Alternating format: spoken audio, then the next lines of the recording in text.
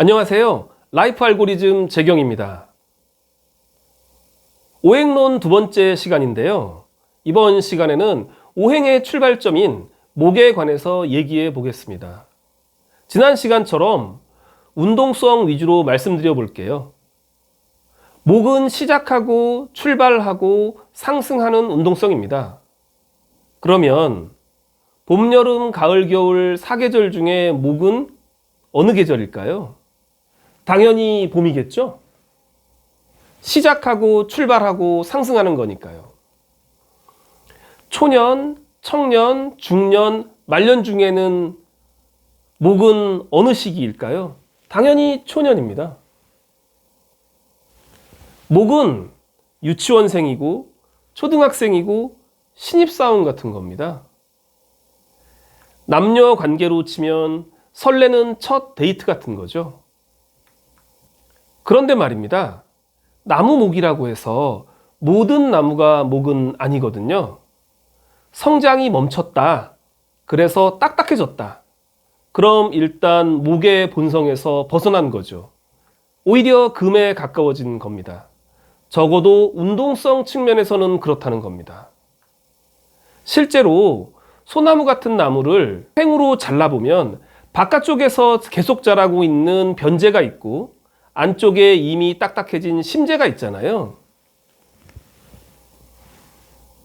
변재가 진짜 목이라고 할 수 있습니다. 안쪽에 있는 심재는 오히려 금에 가까운 거죠. 이렇게 나무라는 생명체 안에서도 끊임없이 오행의 운동성이 발현되고 있는 겁니다. 오늘은 잠깐 원문 구절을 살펴보겠습니다. 궁통보감 목편 촉론 부분에 이런 구절이 나옵니다. 목성 등상이 무소지 기중죽 욕금임사 유금즉 유유고 유렴지덕. 해석해보면 목의 성질은 끊임없이 위로 올라가면서 멈추지 않는 것이다. 기가 무거워지면 금에게 일을 맡기려 한다. 만약에 금이 있다면 더욱 높아지고 수렴하는 덕을 가질 수 있다. 자, 첫 구절 보면 올라가면서 멈추지 않는다. 이건 목이니까 당연한 거겠죠? 이건 확실히 무슨 뜻인지 알겠습니다. 그런데 두 번째 구절 기중죽 욕금임사를 보면 기가 무거워지면 금에게 일을 맡긴다. 이게 뭔지 모르겠다라는 거죠. 제가 말입니다. 초창기에 공부할 때요. 아무튼 현재 시점에서 제 생각은 이렇거든요. 목은 끊임없이 상승하려고 하는 상승지기이고 엄청난 에너지를 갖고 있는 것은 맞지만 한 가지 단점이 있습니다. 부드럽다는 거예요. 왜냐하면 목은 새싹이고 애기잖아요. 당연히 부드럽겠죠. 그래서 어느 정도 무게를 갖게 되면 감당이 안 되는 겁니다. 기중.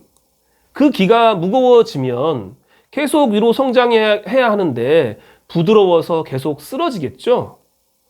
그러면 뭐가 필요할까요? 딱딱해져야 합니다. 딱딱해지면 무게를 견딜 수 있잖아요. 뼈대가 필요한 거죠. 금이 바로 그 뼈대 역할을 합니다. 그래서 목이 계속 위로 자라려면 금기운이 필요한 겁니다. 그런 의미에서 소나무, 잣나무에서는 심재가 금기운이고 대나무에서는 대나무 마디가 금기운인 거죠. 만약에 대나무에 마디가 없다면 어떻게 그렇게 길고 꼿꼿하게 자라날 수 있겠어요? 마디가 있으니 그 무게를 견디는 겁니다.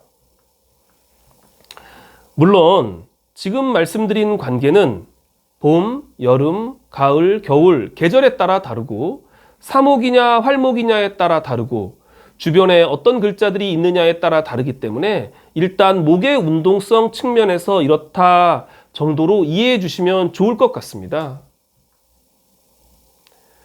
지난 시간에는 금에 대해서 공부했고 이번 시간에는 목에 대해서 공부했습니다. 기억하시나요? 금은 엄숙하게 죽이고 정리하고 마감하는 기운이잖아요. 이번 시간에 배운 것처럼 목은 시작하고 출발하고 상승하는 기운이고요. 자, 그럼 목하고 금하고 같이 살면 어떤 일이 벌어지겠습니까? 이런 거 상상해 보면 정말 재미있어요. 목은 계속 새로운 걸 해보려고 하겠죠?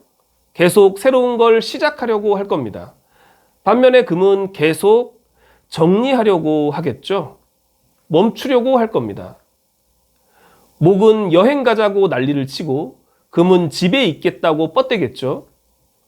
만약 둘이 여행을 갔다면 목은 새로운 곳에 돌아다녀 보려고 계속 애를 쓸 테고요. 아마도 금은 숙소에서 멍 때리려고 할 것 같아요. 자, 어떠세요? 금과 목의 운동성에 대해서 잘 아시겠나요? 많이 부족하지만 앞으로 부족한 점은 천천히 메워보도록 하겠습니다. 자, 그럼 이번 시간에는 여기까지 하고요. 다음 시간에는 화의 운동성에 대해서 알아보겠습니다.